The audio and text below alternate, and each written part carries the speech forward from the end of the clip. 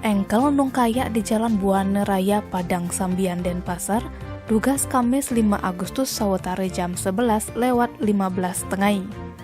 Tereki langsung nung kaya suut nyerempet pickup ajak nabrak mobil. Kejadiannya entu lantas rekam ajak masyarakatnya ane pas ngeliwat.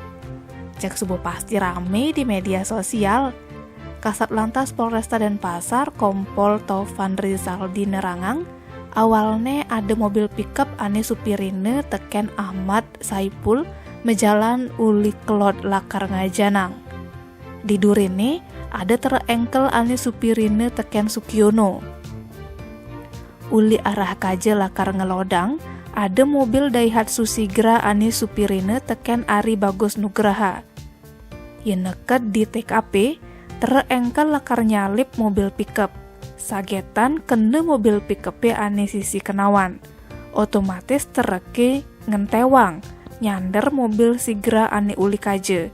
Cek subuh pasti tabrakan, nganti tereke nung kaya di tengah rurungi. Ulian kejadiannya entu aja ketelu supire mertatu. Tim Bali Express ngelaporang.